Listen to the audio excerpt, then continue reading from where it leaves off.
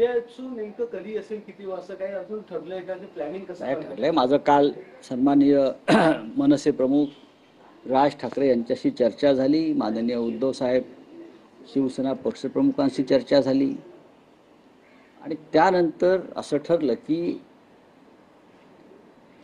वरळीला जे डोम सभागृह आहे मोठं, तिथे हा सोहळा करावा. पण त्याचबरोबर शिवसेनेनं आधी शिवतीर्थ मिळावं या कार्यक्रमासाठी, यासाठी आम्ही विनंती अर्ज केलेला आहे. कारण मराठी माणसाचा हा सोहळा शिवतीर्थावर व्हावा अशी एक भूमिका होती.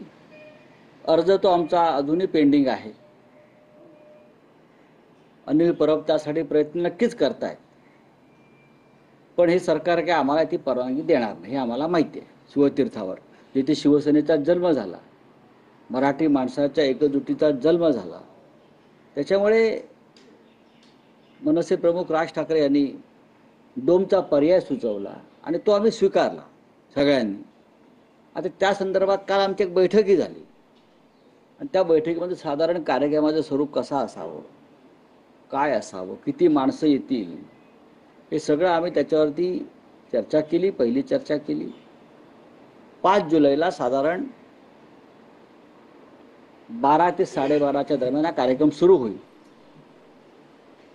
आणि मुंबईमध्ये सध्या हा एकमेव भव्य सभागृह किंवा एक मोकळी जागा आहे आणि त्या कार्यक्रमाला नक्कीच उद्धव ठाकरे आणि राज ठाकरे उपस्थित राहतील. ठाकरे एकत्र येतील त्या कार्यक्रमाच्या व्यासपीठावर. याच्याविषयी आता दुमत असण्याचं आणि शंका असण्याचं कारण नाही. पण या लढ्यात जे सहभागी झाले सगळे, मग राष्ट्रवादी काँग्रेसचे नेते असतील, काँग्रेसचे नेते असतील, डावे पक्ष असतील, या सगळ्यांना आम्ही आमंत्रित करू. कारण आपण जेव्हा म्हणतो की मराठी एकजूट, महाराष्ट्राची एकजूट, ती एकजूट ही राजकीय मतभेद आणि राजकीय पक्षांच्या पलीकडली एकजूट आहे. आणि आम्हाला या दिल्लीला हेच दाखवायचं आहे.